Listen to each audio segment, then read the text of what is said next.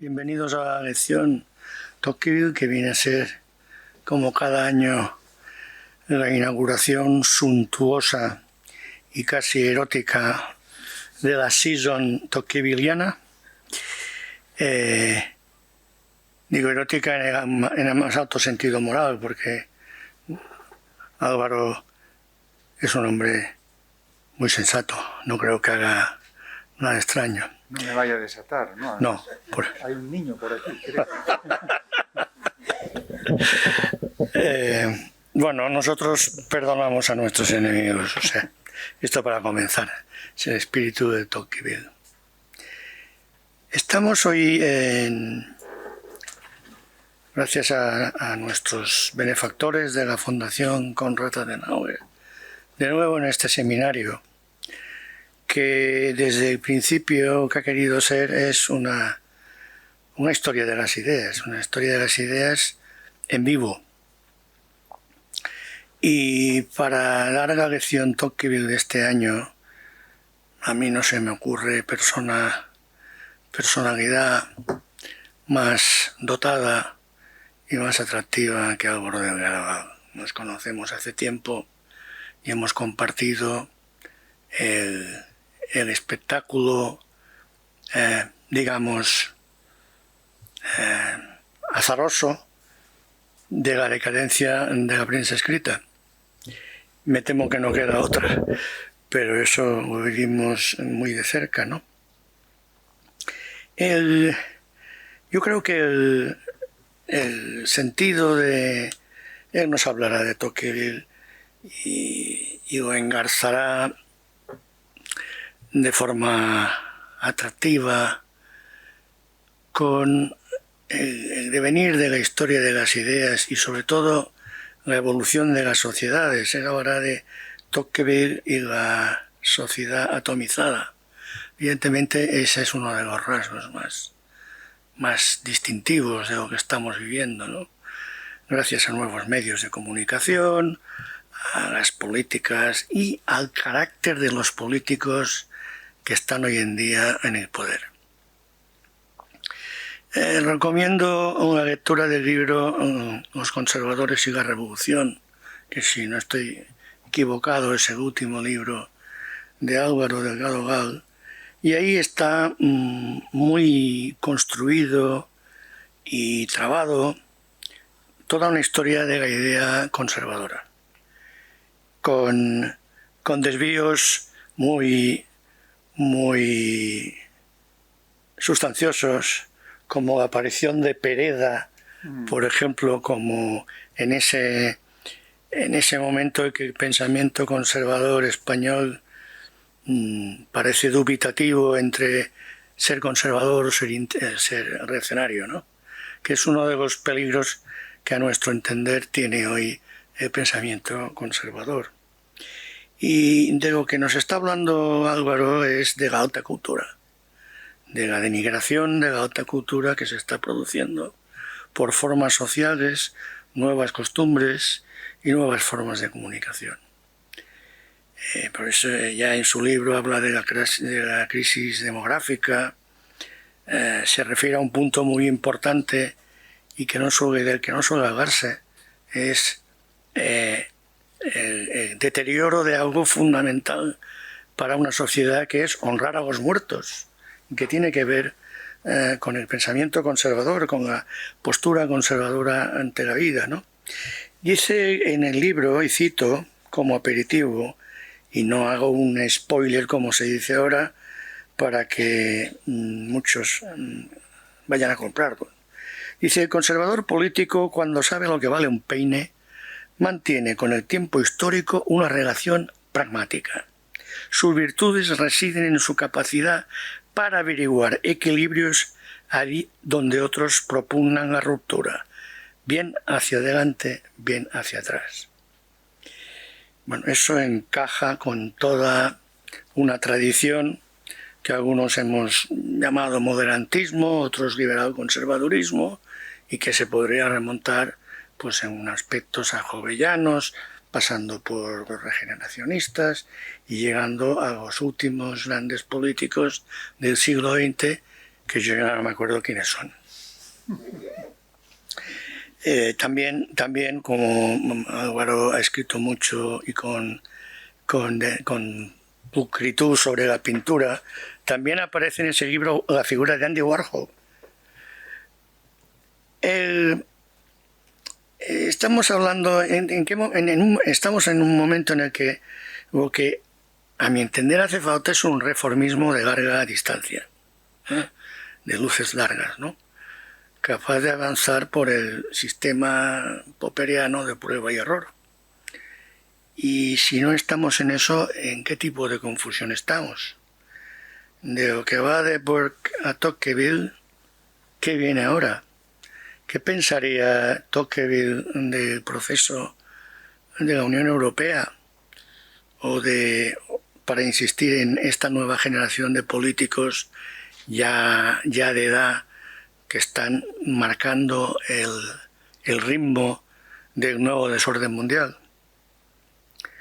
Y estamos a veces en una España que ya no sabemos si lo decíamos ahora, pero la palabra quizás no la digo, en una España algo más que invertebrada. Y en una Cataluña totalmente desconcertada. Una Cataluña desconcertada, desfibrada, carente de referencias políticas y perdiendo terreno en todos los sentidos. Muy visiblemente en el terreno del debate intelectual y del manejo de ideas que es propio de una sociedad en un momento de novedades tan importantes como pueda ser la guerra con drones, la inteligencia artificial, todo lo que estamos viviendo. Y termino ya porque vamos a entrar ahora de la mano de Álvaro en la sociedad atomizada. Y recuerdo una cita de Tocqueville de una de sus cartas, dice: nadie que haya estado presente en la destrucción de organizaciones sociales o religiosas puede predecir lo que vendrá a continuación. Bueno, eso a lo mejor lo hace ahora Álvaro. Gracias. Bueno, has tocado justo el registro que más voy a estudiar aquí, ¿no? Estudiar cómo Tocqueville entiende el desorden de su tiempo, que en algunos aspectos anticipa el desorden actual, ocurre después de la Revolución Francesa, pero quizá por eso recuerdo en parte el desorden actual, y qué alternativas se le ocurren. Esto me va a obligar a oscilar entre el Tocqueville asentado, el de los libros de texto, con su recomendación del modelo americano para encauzar la democracia, y un Tocqueville para mí más recóndito, y que a mí me interesa más, que es el que estudia las formas de sociabilidad que convierten a una organización compleja, como es una sociedad, en viables o inviables, y por qué le preocupa tanto la democracia. Y por ahí voy a ir, con lo que empiezo ya, ¿no? Digo, como es bien sabido, el conde de Tocqueville, bisnieto del ilustre guillotinado Malesherbes, efectivamente era bisnieto del grande hombre guillotinado durante la Revolución Francesa, tocó las costas de USA en 1831 con la esperanza de encontrar respuesta a una pregunta que había dominado la discusión pública en Francia durante la Restauración. ¿Cómo y hasta qué punto son conciliables la libertad y la igualdad promovidas, promiscuadas y a la vez amenazadas por la Revolución, la francesa y lo que la siguió? Los doctrinarios, decisivos en la formación del joven Tocqueville, habían adelantado una respuesta mixta, o por mejor decir, difractada. Sí a la libertad, la igualdad ante la ley, libertad de prensa, independencia de los tribunales, sí a formas de representación todavía no democráticas, elecciones altamente censitarias, mantenimiento de algunas prerrogativas del rey, no a experimentos que pudieran emular las hazañas de los revolucionarios del 92 en adelante.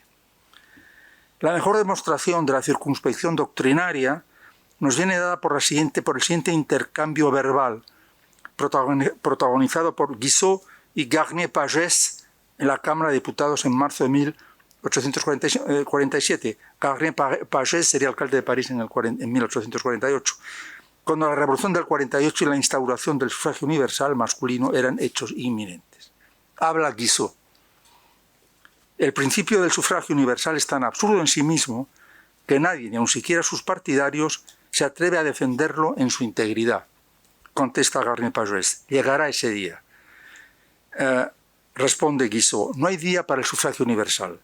No llegará el día en que todas las criaturas humanas, sean ellas las que fueren, estén llamadas a ejercer derechos políticos. Como Guizot, Tocqueville era consciente de las debilidades y frecuentes desvaríos de una democracia.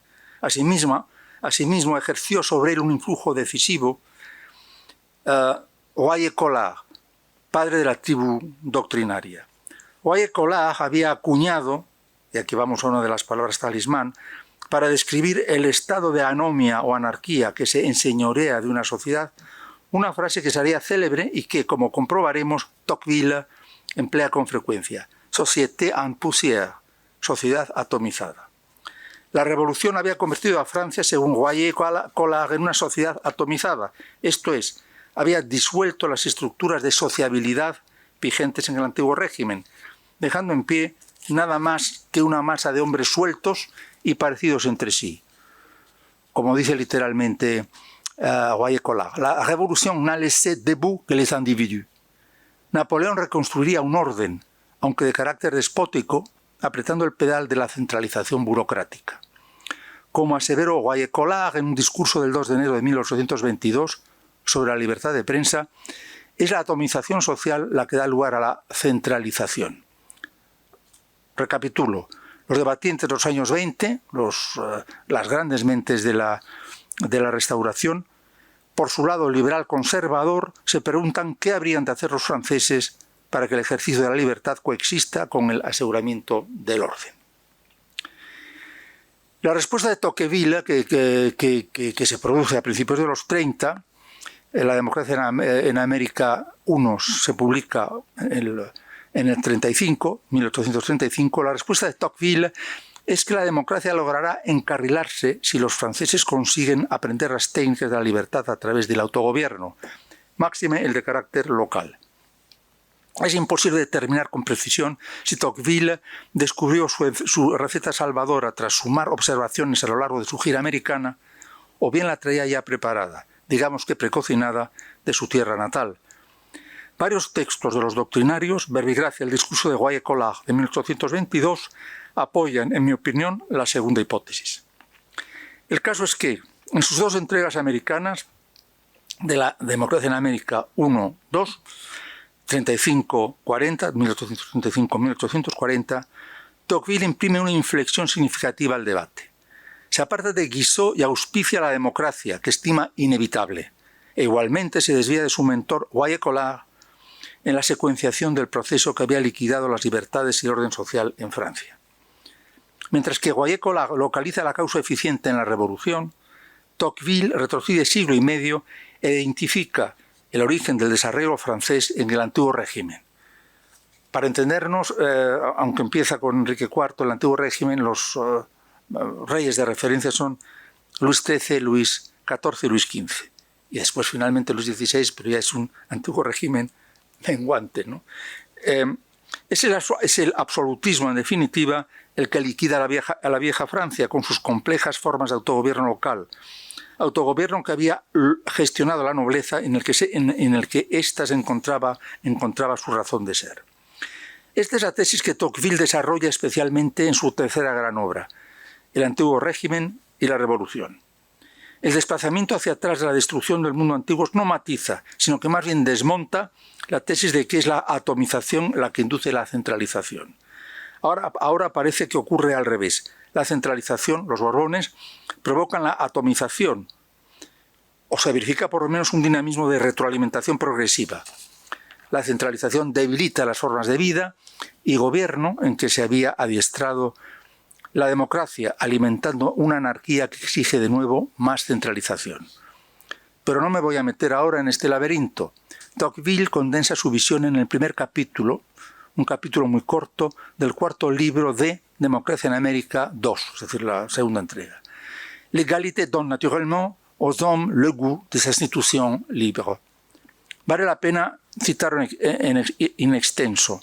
El texto empieza así. La igualdad que hace independientes a los hombres unos de otros provoca que estos contraigan el hábito y el gusto de no obedecer en sus acciones particulares a otra voluntad que la propia.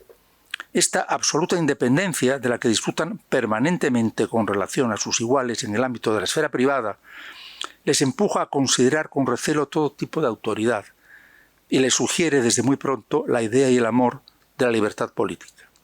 Los hombres que se encuentran en esta sazón se deslizan por consiguiente de modo natural hacia las instituciones libres. Tomad uno al azar, remontaos, si podéis, a sus instintos primitivos. Descubriréis que, entre los distintos gobiernos, el que apela a su imaginación en primer lugar y el que más estima es el gobierno cuyo jefe ha elegido y cuyos actos controla. Sigue inmediatamente después introduciendo una nueva nota en la sinfonía. De todos los efectos políticos que genera la igualdad de condiciones, es este amor a la independencia el que más salta a la vista. Los espíritus timoratos se alarman asaz y no sin cierta razón, ya que la anarquía ofrece rasgos más temibles en los países democráticos que en el resto. Como los ciudadanos carecen de ascendiente los unos sobre los otros, en el mismo instante en que se viene abajo el poder nacional que mantiene a cada uno en su sitio, parece que el desorden debería estallar y que, al tirar cada ciudadano por donde lo considera oportuno, el cuerpo social se verá de repente reducido a polvo. En poussière, dice Tocqueville, empleando exactamente la expresión de Royer-Collard. Añade Tocqueville: estoy convencido de que de todas formas de que la anarquía no es el mal principal y los siglos democráticos deberían temer, sino el más pequeño. La igualdad genera, en efecto, dos tendencias. Una lleva directamente a los hombres a la independencia, puede impulsarles a la anarquía. La segunda tendencia los conduce por un camino más largo, más secreto, más seguro hacia la servidumbre. Estas dos alternativas conviene tenerlas en mente para comprender la posición de Tocqueville y entonces, bueno, lo reitero un poco. La igualdad, por razones que él no termina de dar, emplea términos más bien demasiado descriptivos. Cuando los hombres son iguales, ninguno manda sobre otro y por lo tanto puede crecer la anomia social, puede generar anarquía. No está mal que genere alguna anarquía, sí es grave que produzca mucha anarquía, porque entonces no queda más remedio que, compensadoramente, ir a fórmulas de despotismo centralizador, en cuyo caso se acabó la libertad. La segunda tendencia, que él considera más venenosa, es la de que los hombres, sin necesidad de levantarse en armas y armar la de San Quintín, escojan formas autoritarias de gobierno y entonces también se acabó la libertad. Ha empleado aquí Tocqueville una palabra importante para comprenderle a él y comprender en general el pensamiento político y sociológico de los doctrinarios, y es el sintagma igualdad de condiciones. Lo mismo que Royer-Collard, Tocqueville no tiene reparo en denominar democráticas. Suena un poco raro cuando se lee, pero bueno, si se sabe por qué lo dicen, uno realmente se acostumbra a ese uso, digamos, un poco estrafalario del lenguaje. Tocqueville no tiene reparo en denominar democráticas a las sociedades que, careciendo de instituciones libres, por ejemplo el antiguo régimen, están compuestas por individuos que empatan en lo económico y social. Esas sociedades no son democracias políticas, evidentemente, pero sí son democracias. Es lo que entonces tenemos: democracias políticas, sociedades con instituciones libres, y democracias en que, por causas diversas, no necesariamente porque se ha producido un proceso de descentralización, los individuos se han desprendido de sus formas primitivas de vida o de convivencia política. En esencia ha sido decapitado el aristócrata o el señor feudal, y entonces donde antes reinaba un orden injusto para nosotros, pero orden, pues reina una especie de preocupante y triste uniformidad. Esas son, así son las sociedades democráticas que no se logran salvar o redimir por el ejercicio de la libertad, como él cree que ha visto que ocurría en los Estados Unidos. Bien. Repito, esas sociedades no son democracias políticas, pero sí son democracias. 2. Primer punto. Segundo punto. ¿Cómo se llega a una democracia no política? En Democracia en América, cualquiera de las dos, de las dos entregas, Tocqueville se refiere repetidamente, por ejemplo, a la fragmentación progresiva de las grandes heredades nobiliarias y al surgimiento de nuevos propietarios que empiezan a competir con el terrateniente antiguo. Se produce una igualación social por mecanismos que, como digo aquí, a continuación, él no aclara. Pero habla de este desarrollo muy por encima y sin meterse en harina, al punto de que el lector está autorizado a representarse distintos escenarios. Uno de los más plausibles corresponde a un proceso impulsado por factores tecnológicos y productivos, poco al modo del postulado por el materialismo histórico marxista, y de carácter presuntamente necesario. Lo mismo le pasa a Guayacolak, por cierto. Piensa que hay una corriente que conduce a la igualdad de forma inevitable, que en parte ya se ha materializado, pero no la estudian. Así como sí estudian cómo se puede producir la atomización o la igualdad de carácter atomizador por causa bien de la revolución, bien del peso de la burocracia centralizada. Esto lo dicen, pero no lo trabajan, por así decirlo, quizá carecían todavía de herramientas conceptuales para hacerlo y de información empírica. De hecho, no sabían economía, ni los doctrinarios especialmente, ni Tocqueville sabían economía, eran hombres de derecho esencialmente, de derecho administrativo. Tocqueville era un gran experto, pasó mucho tiempo examinando los papeles de los intendentes en las provincias francesas y cosas así, pero no sabían economía.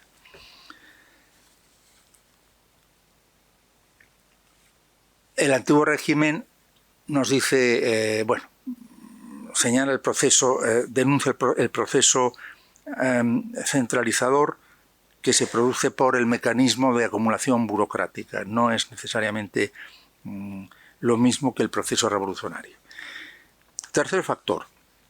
La igualdad de condiciones económicas y sociales está expuesta al cisco anárquico, del que solo podrá rescatarnos el despotismo centralizador y la concomitante servidumbre.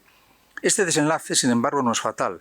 Tocqueville ha escrito sus 2 libros americanos a fin de demostrar que podemos ser iguales y libres a la vez, como el antecedente de los USA demuestra. En efecto, concluye de La democracia en América 2 con una amonestación encendida y severa a quienes estiman que estamos condenados a una evolución negativa del proceso democrático. Me remito al propio Tocqueville. Reproduzco un párrafo del capítulo final del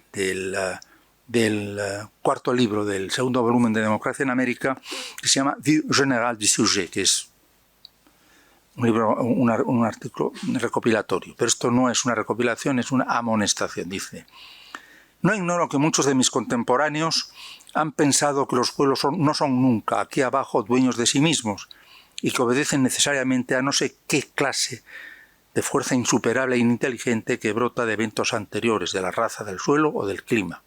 Se trata de doctrinas falsas y cobardes, propias de hombres débiles y de naciones pusilánimes.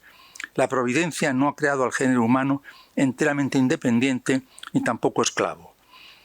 Es verdad que traza alrededor de cada hombre un círculo fatal del que no puede salir, pero dentro de sus vastos límites el hombre es poderoso y libre, así como los pueblos. Las naciones actuales no podrán evitar que los hombres, en su seno, no terminen viviendo en condiciones de igualdad. Igualdad de condiciones, la postilla es mía. Pero sí depende de ellas que la igualdad les empuja a la servidumbre o a la libertad, a las luces o a la barbarie, a la prosperidad o a la miseria. Ahora soy yo. Observar el lector que Tocqueville toca dos registros al tiempo. Afirma que la igualdad creciente es inevitable, como afirmaban sus mentores reaccionarios, y también que no está escrito en ninguna parte que no consigamos ser libres o prósperos o cada vez más inteligentes. Es fatalista o indeterminista, según el contexto.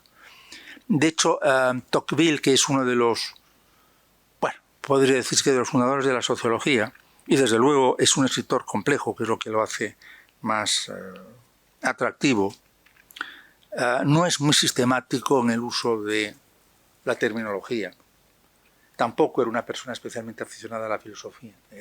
Fue un político en ejercicio durante muchos años. Llegó a desempeñar brevemente el cargo de ministro de Asuntos Exteriores con el pequeño Napoleón. Se fue enseguida porque el pequeño Napoleón derivó rápidamente hacia el golpe de Estado y Tocqueville eso no lo admitía. Pero para empezar, es un noble. A continuación, es una persona que dedicó la mayor parte de su tiempo a la política y que en el campo de los estudios y de su trato con, digamos, los libros, sabía sobre todo derecho. Historia bastante, pero no muchísima, según dice François Furet en algunos artículos interesantes que circulan por ahí. Bueno, entonces, para poner un poquito de orden en lo que he dicho hasta ahora, vamos a ver qué es lo que realmente está ocurriendo en la Francia de la época de Tocqueville. Se tiene de la Revolución un recuerdo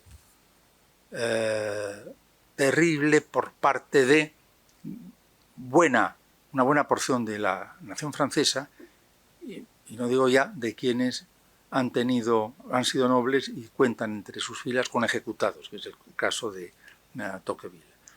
La familia de Guizot había ido al exilio, pero que yo sepa no contaba con víctimas.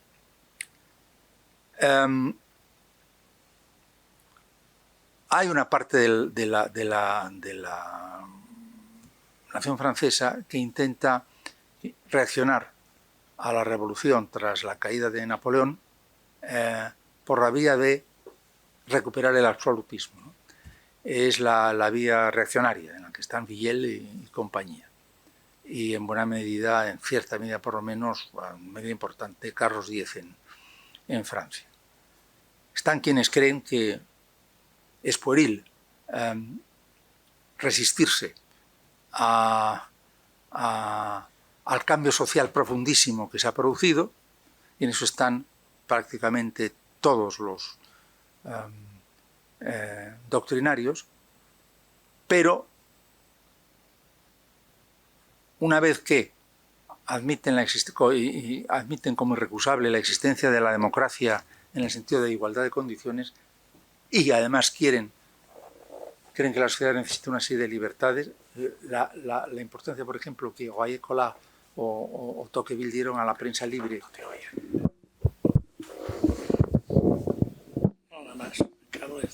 A la prensa libre es enorme, pero no llegan al extremo de recomendar lo que son libertades democráticas en la acepción que nosotros damos ahora a la palabra. Y en un vuelta de tuerca añadida está Tocqueville, cauto, con aspectos conservadores innegables, que sin embargo cree que la democracia política es inevitable, que hay que asumirla y que hay que hacer lo posible por hacerla compatible con la libertad y, podemos decir, con la civilización. Y él cree que el experimento histórico que confirma esa posibilidad son los USA, los Estados Unidos, donde, mediante el ejercicio del autogobierno o la mezcla de ciertos ideales, lo que llamaban los franceses l'honneur bien entendu, es decir, el interés propio, que permite descubrir que participar en la vida política, incluso hacer sacrificios personales, redunda también en beneficio del individuo. Es decir, cree que existen formas civilizadas de mantener la libertad en una democracia no solo de hechos, sino de condiciones, sino democracia política. Y este es el escenario del que nunca es decir, al que nunca renunció Tocqueville, aunque se producen diferencias importantes entre sus libros sobre América, incluso entre el primero y el segundo libro, y su el antiguo régimen y la revolución, que escribió después de su experiencia después primero de la revolución de febrero del 48, de su experiencia como ministro, seguida de una época de retiro, y finalmente, no mucho antes de morir, creo que hacia el 56, publica ese libro que difiere de los anteriores en aspectos importantes. Pero lo esencial es lo que les he dicho. Tocqueville quiere encontrar fórmulas que concilien la libertad y la igualdad con el orden. O, dicho en términos menos tópicos, que concilien la libertad con el tipo de vida que han traído a la historia los hombres tras haber aprendido las técnicas de igualdad que en Estados Unidos se han podido imponer sin, por suerte para ellos, pasar por una revolución, y que en Francia nos han venido en parte impuestas por una revolución sangrienta. Y ese es el problema. Mientras que, por ejemplo, y en eso se distingue muchísimo, pues, de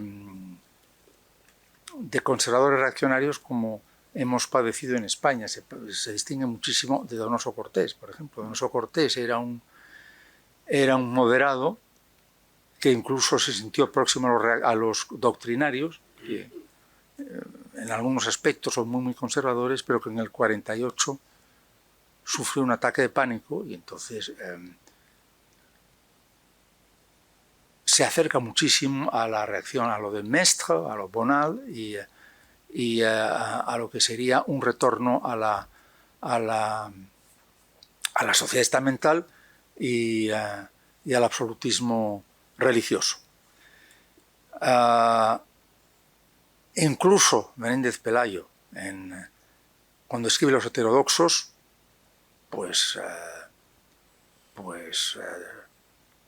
bueno, no se reconcilia con la sociedad que ya existe, no se reconcilia con el libre pensamiento, al que Moteja, que es frecuente entre los católicos españoles, lo identifica con el subjetivismo teutónico o el subjetivismo protestante, o emplea frases tan curiosas como, tan terribles como sí al libre albedrío, porque no quiere salirse de los dogmas de la Iglesia Católica, pero no a la libertad de pensamiento, ¿no? Los franceses, con distintos matices, parece que se reconcilian, no, o abrazan el mundo moderno con entusiasmo, como parece que lo hace Tocqueville en parte en esta arenga final que les he leído, o por lo menos se resignan a aceptarlo. Lo que quieren es habilitarlo para que se pueda experimentar sin problemas graves para lo que es la integridad del todo social. Este es el Tocqueville más conocido.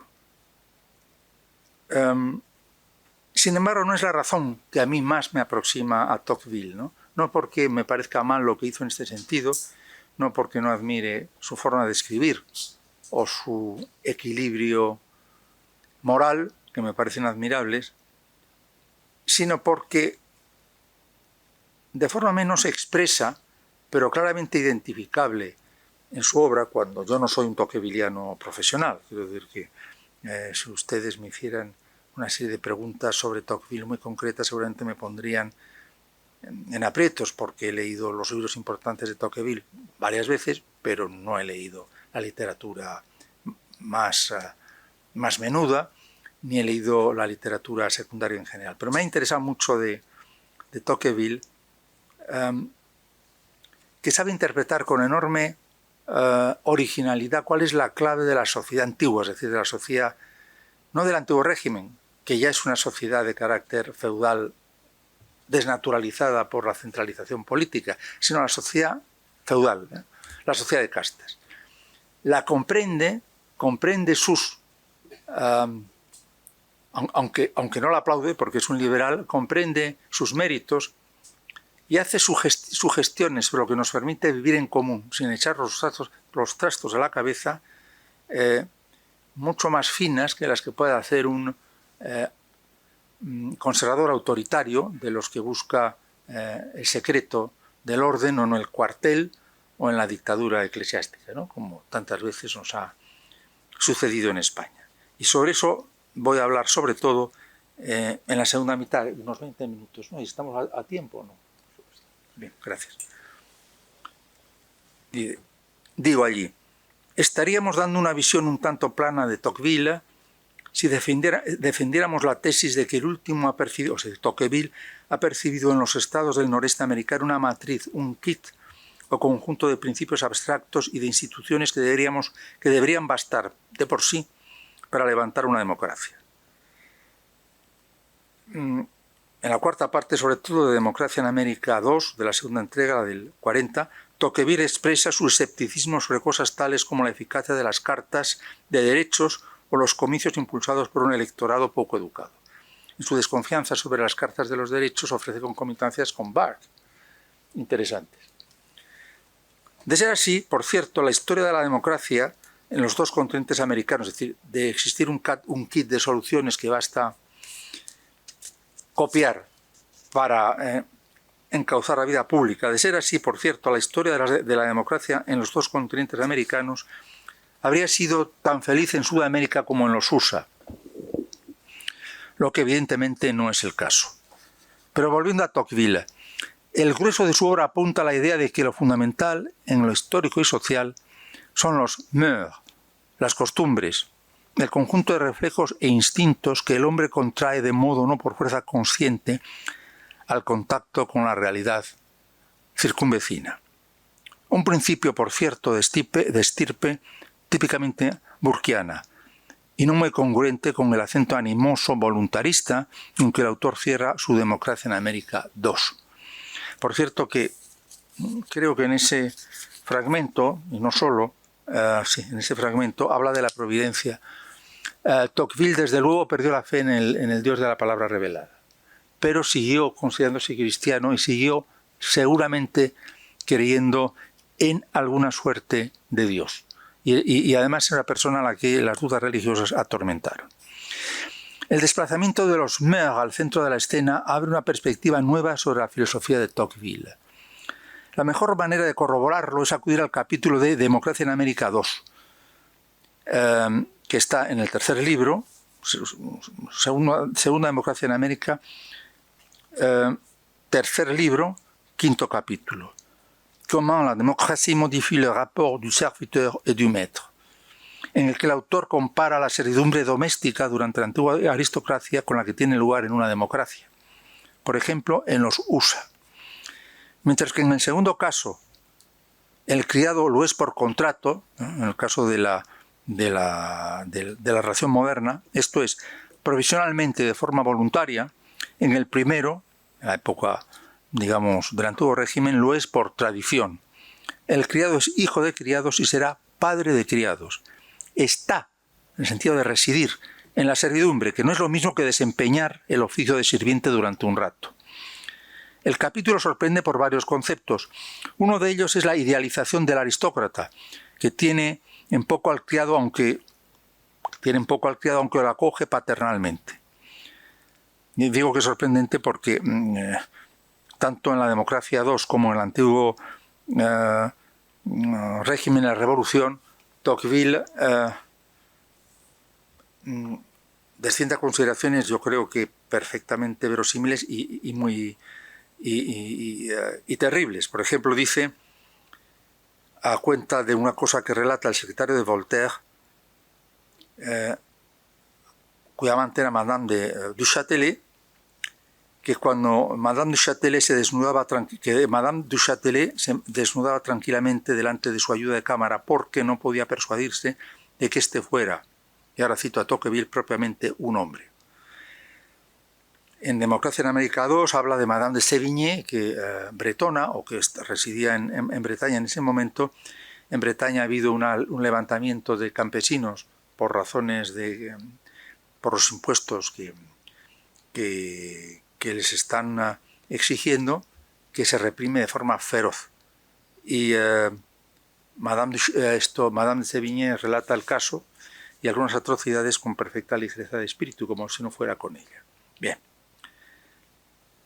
Digamos que en la viñeta de Tocqueville el aristócrata no es el terrible que nos retrata en otras páginas, sino que mira de forma paternal, aunque por supuesto considerándolo el inferior, al sirviente. Otra cosa que nos extraña de la descripción de Tocqueville y que es interesante es que éste elude condenar el vínculo servil preponderante en la era aristocrática. Dice que está para otras cosas. En lugar de esto leemos: por su lado, se está refiriendo ahora a la relación amo-criado en una democracia, los amos solo exigen de sus servidores la ejecución rigurosa y fiel del contrato. No reclaman del respeto, ni amor, ni devoción. Le basta con que sean puntuales y honrados. Y concluye quizá lo interesante. No sería por tanto adecuado decir que en una democracia las relaciones entre servidor y amo son desordenadas. Dice, son ordenadas de otra manera. La regla es diferente, pero existe una regla.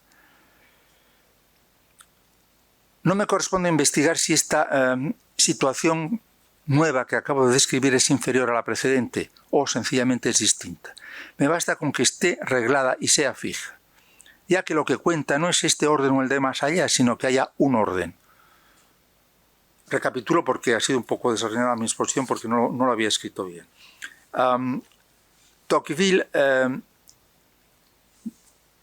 dice que no le corresponde condenar la relación eril o servil del antiguo régimen, que lo que quiere ver es si funciona o no. Y dice, sí funciona, la moderna, regida por el contrato, también funciona, pero funcionan las dos. Y añade, dando una muestra, digamos, de realismo político en la acepción más dura de la palabra, lo que cuenta de una regla no es sus detalles, sino que funcione como tal regla. Y me recuerda, por cierto, algo que cuenta también Hayek en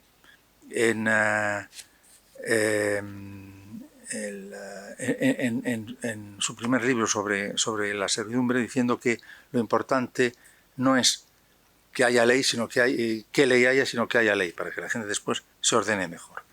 Digo, esta mirada remota, en perspectiva caballera sobre la sociedad, aporta una ventaja analítica no menor. Sustrae la investigación a la controversia política y moralizante. En ese plano, au-dessus de la mêlée, se sitúa Schumpeter en Capitalismo, Socialismo y Democracia. Ese es el tono de voz que adopta Thucydides en su crónica de la Guerra del Peloponeso. O Max Weber en Politik als Beruf. Aligerado de la obligación de señalar las superiores virtudes del régimen liberal sobre el estamental, Tocqueville puede volcar sus energías en la identificación de qué dotaba de coherencia y estabilidad al orden antiguo, qué lo hace entrar en crisis y qué caracteriza a una crisis histórica en general, con independencia de qué esté afectando a una organización aristocrática o democrática. Añado, este Tocqueville es distinto y original y más profundo, a mi entender, que el Tocqueville que ha trascendido en la historiografía al uso. La idea madre, la idea basilar, es que en una sociedad de castas, esto es aristocrática, el estrato social define al individuo.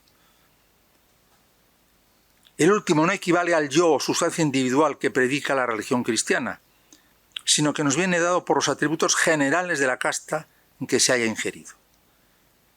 Esto es bastante impresionante en Tocqueville, que era vocacionalmente cristiano y que creía en el yo individual como un ente que no viene determinado por el ordenamiento social. Sin embargo, comprende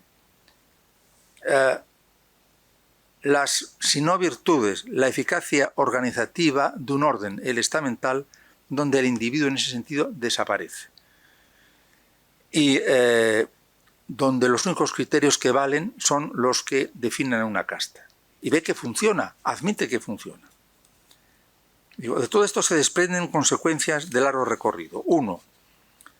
En la sociedad vieja se interpretaba la libertad como privilegio, esto es, como las franquías que automáticamente asistían a un hombre por pertenecer a tal o cual casta. En una democracia, por el contrario, las libertades son individuales. Es el yo el que tiene derecho a ser libre, con independencia de la casta a la que pertenece. Mejor, precisamente porque la libertad no se puede deducir de la pertenencia a una casta, allí donde hay libertad, en el sentido que nosotros damos a la palabra, no puede haber castas. Sin embargo, allí donde hay castas, hay principios de organización que pueden ser eficaces. Cuando la cosa se estropea es cuando esos principios de organización, y empezó a suceder en el antiguo régimen, pierden coherencia. La historia del cristianismo, punto número 2, nos revela que, desde el principio, la fe cristiana cultivó la noción de un yo trascendente e irreducible a los criterios que de tejas abajo sirven para colocar a unos hombres por encima o por debajo de otros. Por eso Guizot, de procedencia calvinista, aseveró que el liberalismo era cristianismo aplicado, caracterización con la que Tocqueville estaba de acuerdo. La Iglesia ha tendido a desplazar al más allá los ideales de igualdad y justicia que proclamó Cristo. Cuando estos ideales se buscan en el más acá, surgen complicaciones de toda laya, como bien demuestra la historia de las sectas, empezando por las de inspiración gnóstica. Tocqueville es inequívoco en su defensa del liberalismo moral, pero es también consciente de lo difícil de mantener enquiciada a una sociedad libre.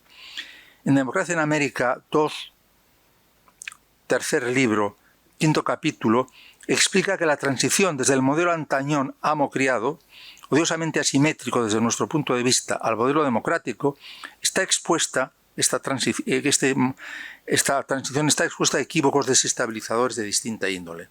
En esencia, la cosa se enreda cuando el criado se manumite como criado sin dejar de serlo, y el amo cesa como amo a la vez que intenta seguir comportándose como tal.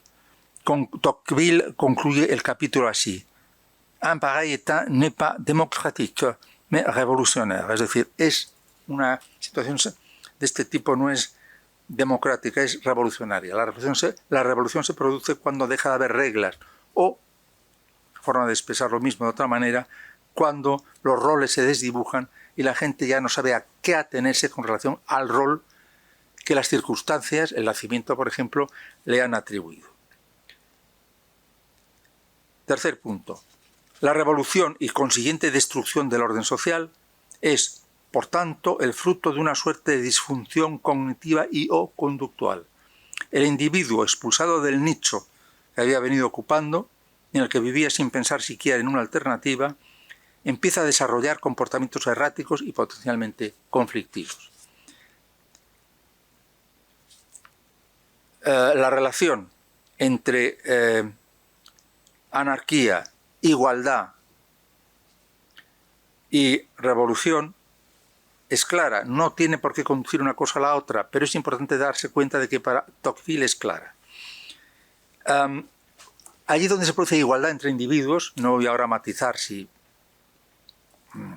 de condiciones de otro tipo basta con la igualdad de condiciones, allí donde los individuos son iguales, a la manera de los individuos atomizados de Guayer-Collard, la construcción de un acuerdo es más complicada, precisamente porque la gente no está predeterminada por el rol que está desempeñando.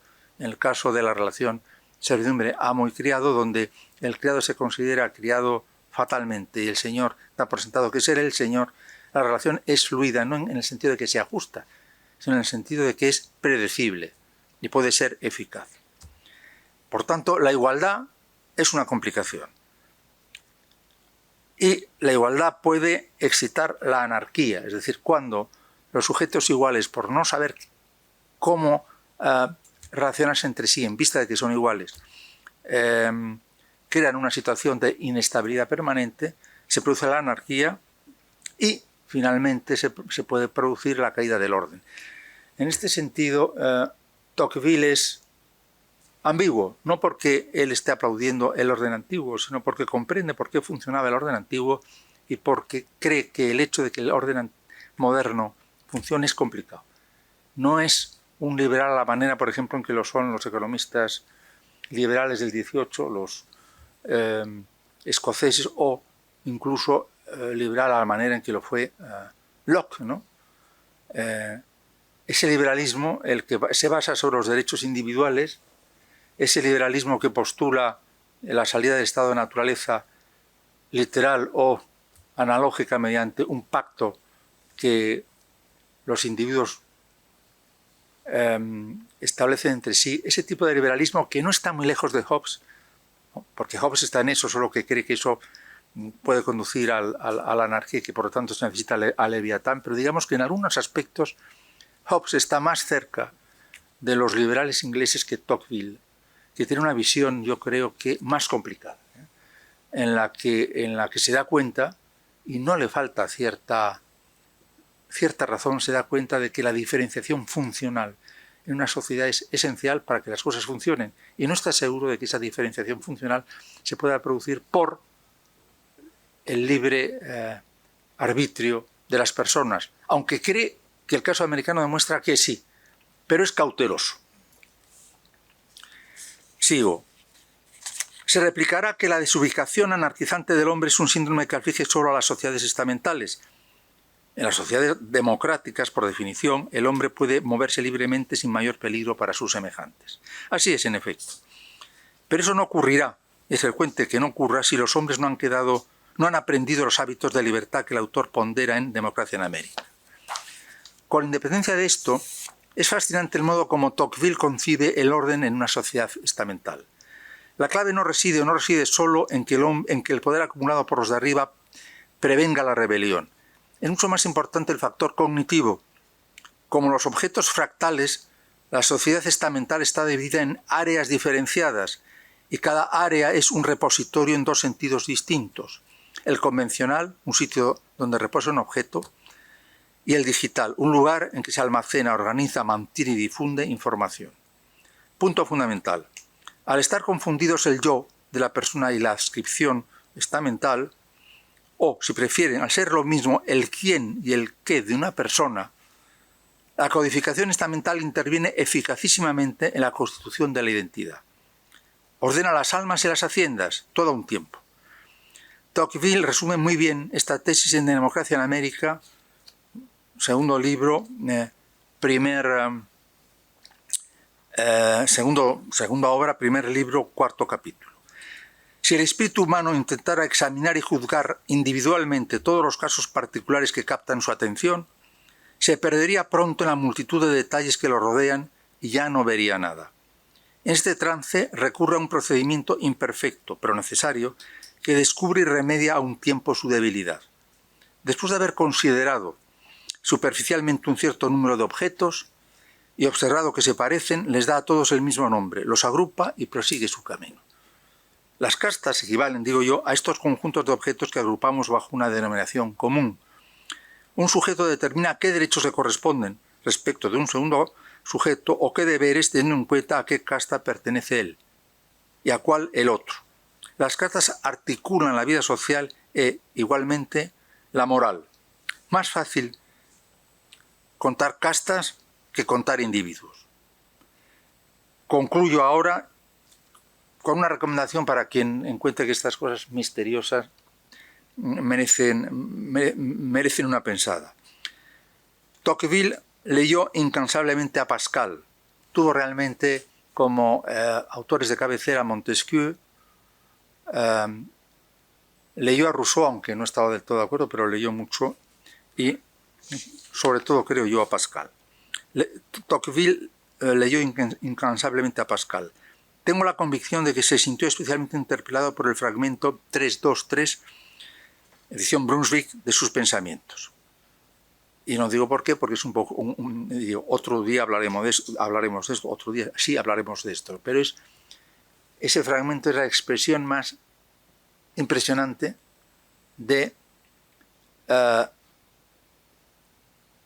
implícita de lo que es una casta. Pascal, que era un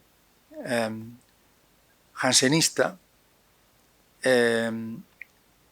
y por lo tanto no podía aceptar la existencia de castas, es decir, quería en la predestinación individual, lo explica muy bien. Únicamente quiero señalar, porque a mí me intriga y sobre eso me gustaría explicar qué relación existe entre la predestinación a la manera calvinista, que es un principio terrible, que a todos nos sobrecoge, a mí desde luego, y la negación de las castas. Si creyésemos en las castas, pensaríamos que ciertas cualidades que nosotros poseemos, pero que no tienen carácter individual, si creyésemos en las castas, serían esas cualidades que nosotros tenemos y que se diferencian de nuestro yo interno. Esas cualidades nos permitirían salvarnos o condenarnos. Sin embargo, cuando existe la predestinación y uno no se condena por sus cualidades, sino por una voluntad de Dios, tiene que existir el individuo en sentido absoluto. Es decir, dos personas idénticas desde el punto de vista humano, desde el punto de vista de nuestra moral, sin embargo, son individuos distintos y uno puede condenarse y otro salvarse. Es un asunto tenebroso, es un asunto también espantoso, pero está de alguna manera ligado con esto. Otra vez, en un momento más teológico, podríamos hablar de esto. Y termino. Pues...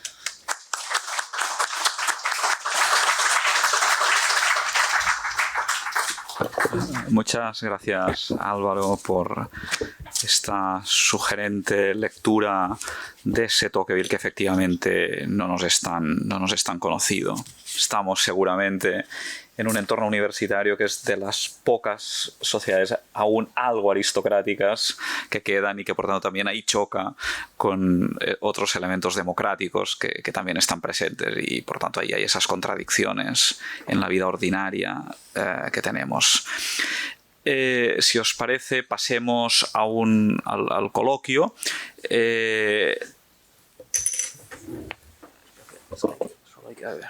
Pasemos al coloquio y para que se pueda registrar y poder, por tanto, luego ver la grabación, los que lo están siguiendo de lejos o los que lo van a ver a través de YouTube, os agradeceríamos que subierais y así se escucharía mejor vuestra intervención. ¿Quién se anima a empezar?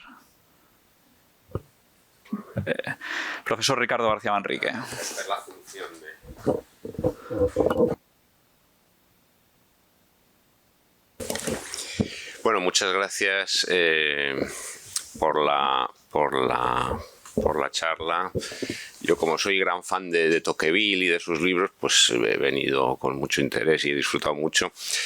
Y yo quería preguntarte, por ser un poco conciso, porque se me ocurren muchas cosas.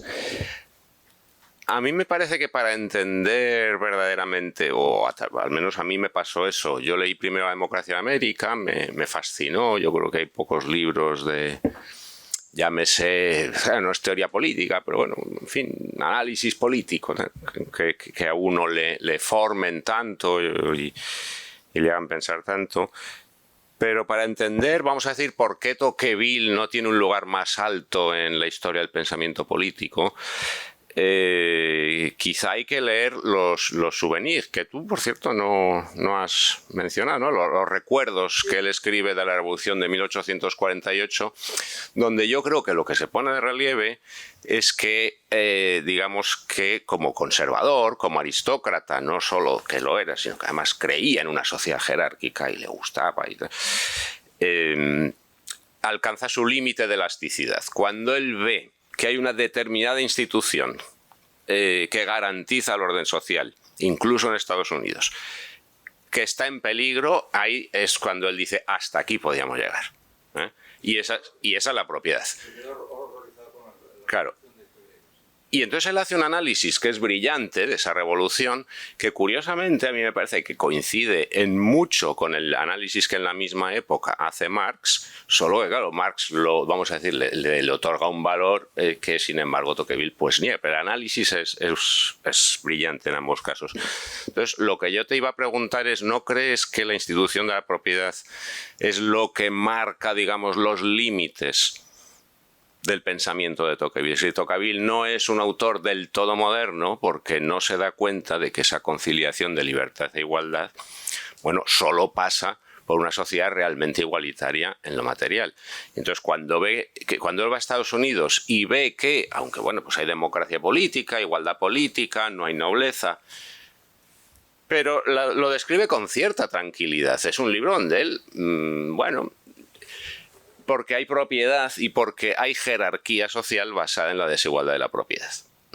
Cuando él, sin embargo, en su país, en el 48, desde febrero en adelante, ve que eso está en peligro, sobre todo con las revueltas de junio y tal, ahí es donde aparece su cara de, digamos, de conservador, vamos a decir, en el peor sentido de la palabra, ¿no? De hombre al que el tiempo le está desbordando, porque él es partidario de una sociedad jerárquica que exige una desigualdad clara de propiedades. Cuando él describe, por ejemplo, la relación con sus criados en París, o cómo, sin embargo, los criados, digamos, que se le rebelan un poco, ¿no?, en febrero, y sin embargo luego va, yo no sé si es Tocqueville, del nombre de su lugar natal también, ¿no?, donde él se presenta, creo, a las elecciones, que son, no sé si en marzo, abril, y ahí dice, no, ahí la gente hizo lo que tenía que hacer, que es votarle a él, ¿no? O sea, mantener el principio ese, digamos, tradicional de la relación amo.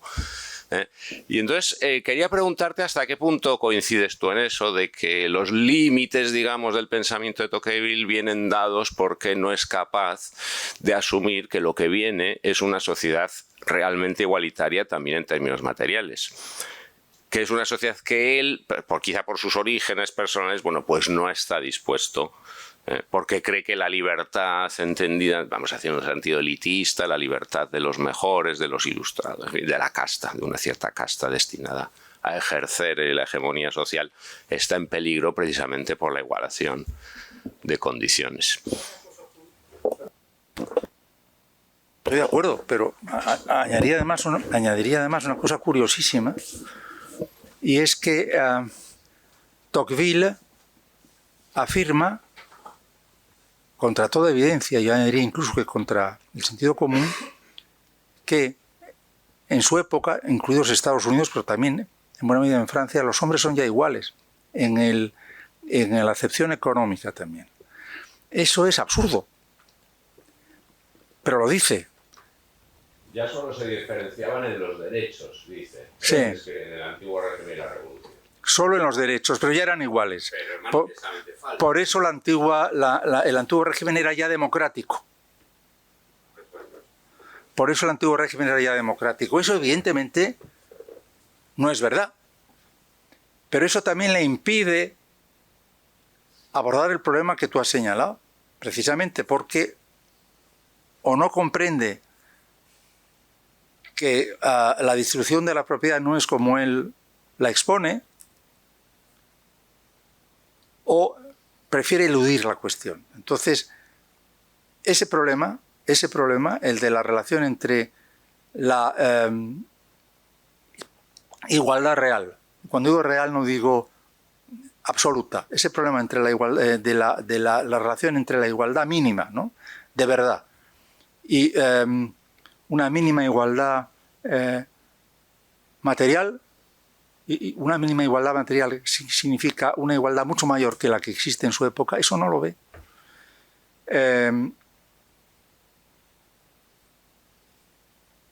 Y eso, evidentemente, lo distancia mucho de nosotros. Yo creo que Tocqueville es un gran pensador y que tuvo intuiciones muy profundas, pero tiene también enormes vanos.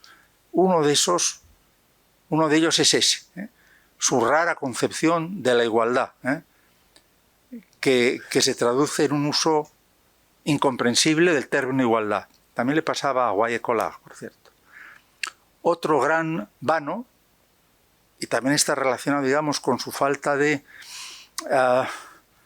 formación en ese terreno, es con qué tranquilidad anuncia que se ha producido por leyes irreversibles la igualdad a su manera, al tiempo que denuncia, como hemos visto aquí que denuncia, a quienes creen que existen que se producen en la historia transformaciones necesarias o fenómenos necesarios. Son, digamos, contradicciones o ausencias argumentativas que dejan perplejo. Estoy completamente de acuerdo.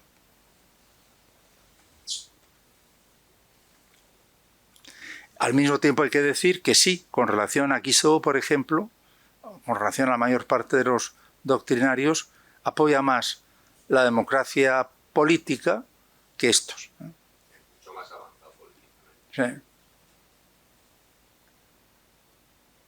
¿Más preguntas?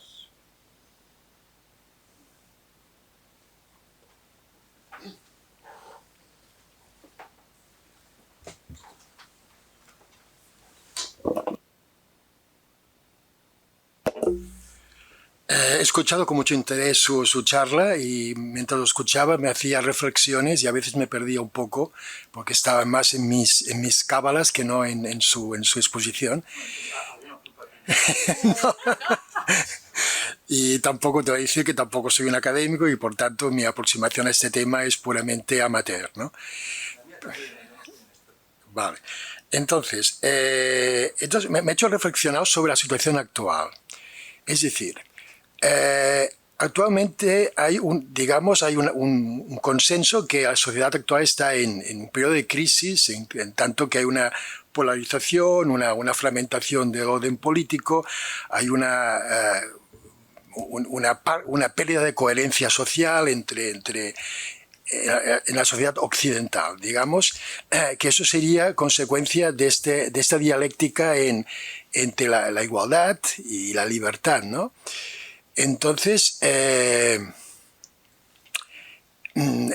o sea, esta reacción populista, digamos, respondería a que hasta ahora, digamos, la cohesión social, me refiero a después de la Segunda Guerra Mundial hasta los años actuales, ha habido, digamos, una estabilidad política, había una coherencia, había una sociedad más o menos armónica, o sea, y ahora vemos que eso se ha perdido y cuando le preguntan a las personas que se dedican a estos temas, ¿consecuencia de qué? Y he leído muchos que dicen consecuencia del individualismo y consecuencia del apoderamiento que suponen las redes sociales. O sea, es como una especie de la libertad llevada a su extremo, la falta de confianza en las instituciones, la falta de confianza en las élites académicas, científicas, o sea, el postularse, digamos, todo lo que hasta ahora mantenía cierto consenso. Y bueno, más o menos las ideas que me venían cuando lo escuchaba. Entonces me gustaría saber qué opinas sobre esta situación actual. Es una cuestión muy importante, crítica.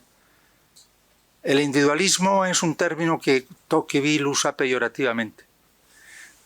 Según el contexto, el otro de pronto no es peyorativo, porque Tocqueville, y eso para mí lo hace más atractivo, no emplea un lenguaje técnico muy organizado. Eso significa que a veces surgen ambigüedades o malentendidos, pero es un escritor muchísimo más vivo, ¿no?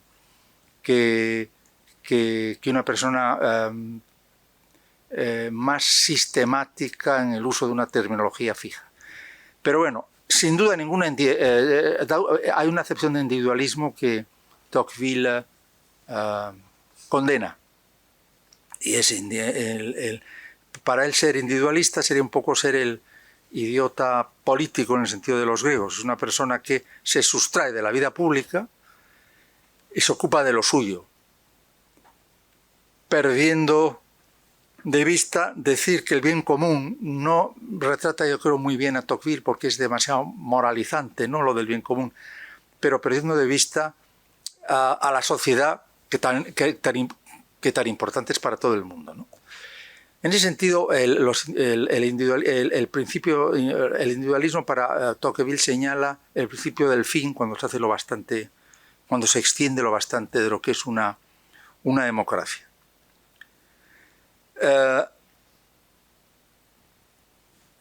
Pero hay otro punto que yo creo que es más profundo y que también estaba relacionado con lo que usted me decía.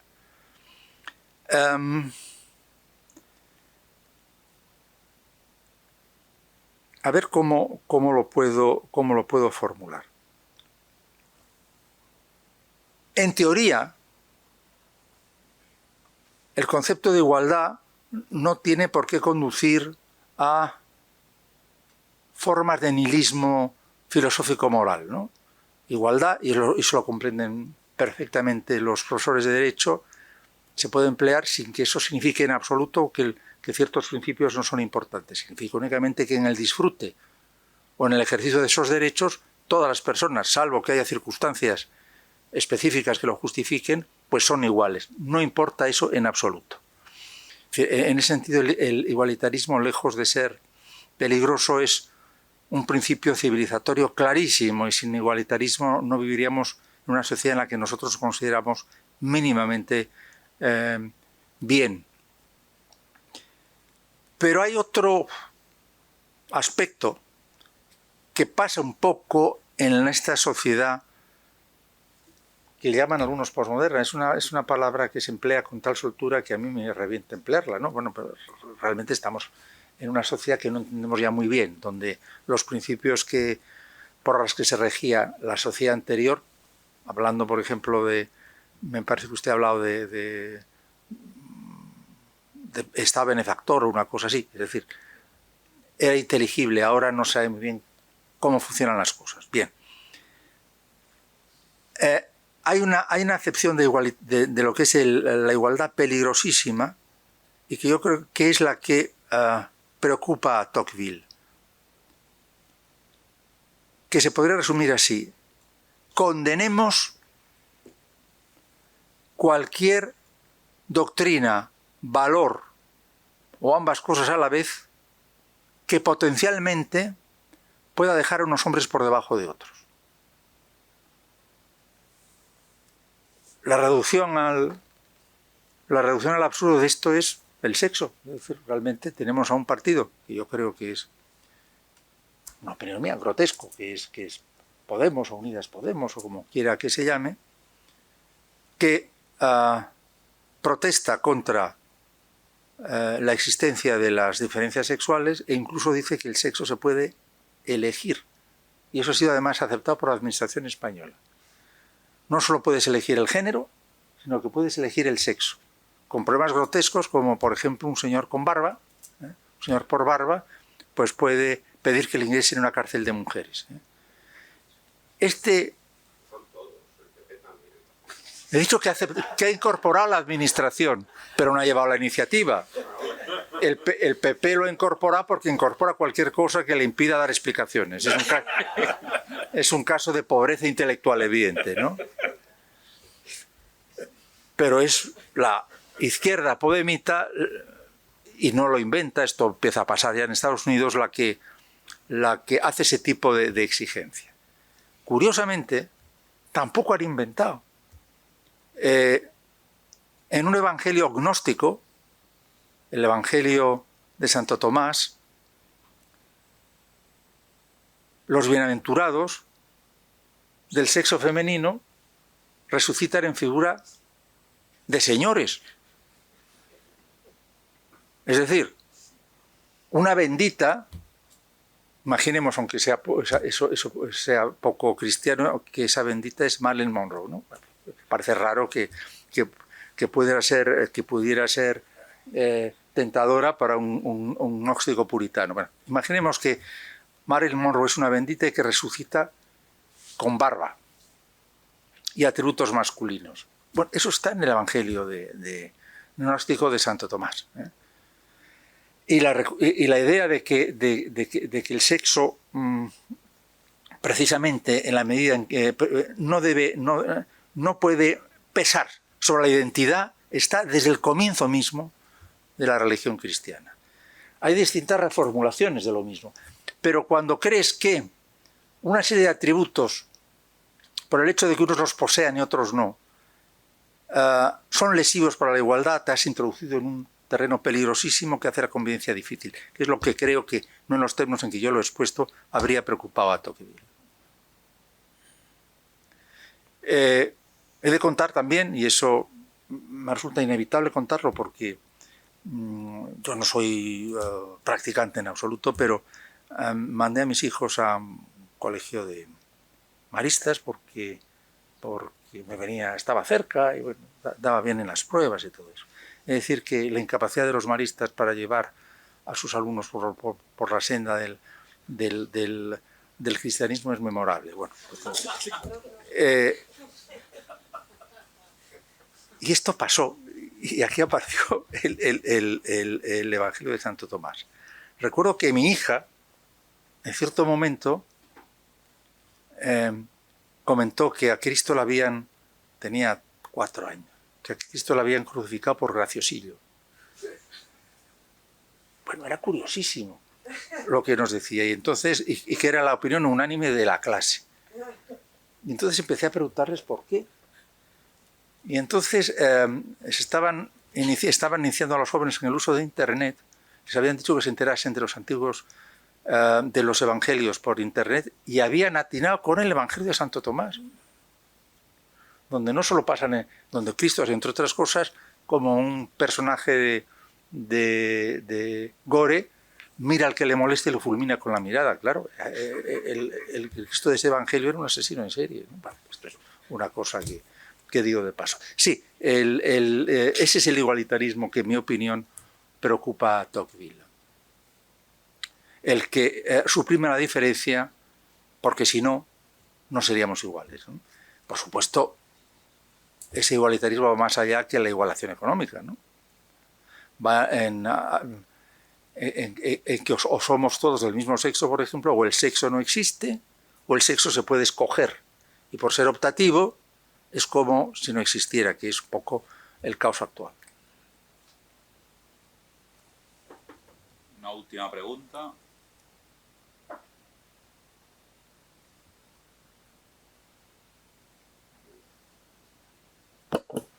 Pues si les parece, les anuncio los próximos actos ya para el mes de octubre del Club Tocqueville. Perdón. Entonces, el 7 de octubre vamos a tener en el Círculo Ecuestre a el general Ballesteros, que nos va a hablar de la situación geopolítica, de los desafíos geoestratégicos que tiene España y, en fin, del contexto actual. Me parece que es de una gran actualidad esta tertulia con el general Ballesteros. Segundo, el 16 de también octubre, en la modalidad cena para los socios del Club Tocqueville, vamos a tener al presidente de la Audiencia Nacional, José Manuel Fernández, para poder hablar también de la situación de la justicia, del Poder Judicial en este momento. Y la siguiente sesión del Seminario Tocqueville, aquí en la Facultad de Derecho, me parece que en otra aula, pero ya les informaremos, será con Arcadi Espada, que nos va a hablar de Jean-François Revel. Por tanto, están invitados a todos los actos, a que se hagan socios si no lo son, para poder también estar en la cena. Y no quiero acabar, desde luego, sin agradecer muchísimo que esta tarde haya compartido esta sesión, en particular la inauguración del curso, a Álvaro Delgado Gal, que nos ha hecho pensar sobre estos varios aspectos de Tocqueville, y yo creo que en el coloquio también hemos podido ver algunas aristas que presenta, digamos, su actualidad o su choque con algunos elementos de la actualidad. Muchas gracias por su asistencia y nos vemos en próximos actos. Buenas tardes.